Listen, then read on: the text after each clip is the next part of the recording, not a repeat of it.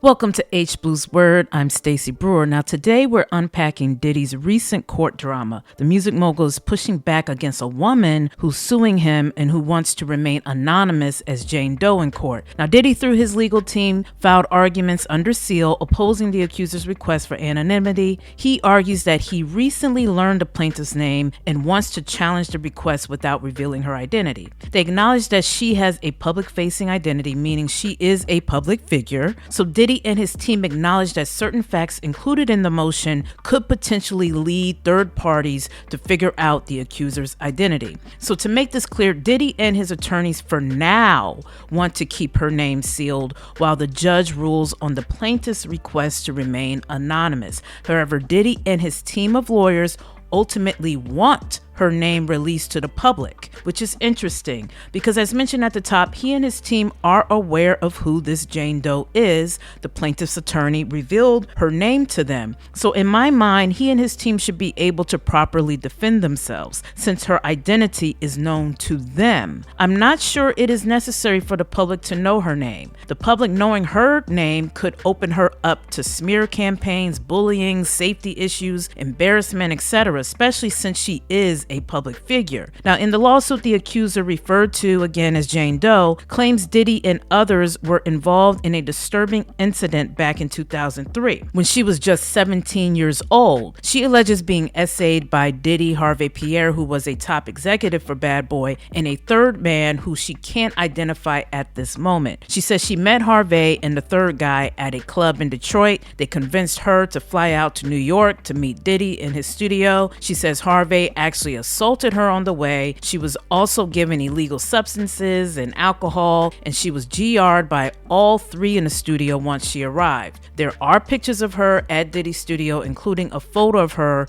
sitting on his lap. Now, her lawyer is Douglas H. Wigdor, who is the same lawyer who represented Cassie for her case against Diddy that quickly reached a settlement once it hit public outlets. Now, this case demands unspecified damages, but Wigdor said in the lawsuit that this case in essence highlights defendants who preyed on a high school teenager as part of a trafficking scheme. It should be noted that Diddy and Harvey Pierre both vehemently deny all allegations, emphasizing their commitment to fight for their names, their family, and the truth. Now, the judge has yet to rule on this matter, and this legal saga just adds yet another layer to the series of lawsuits Diddy has faced. But as always, be sure to like, comment, and subscribe, and stay tuned for more updates regarding this story.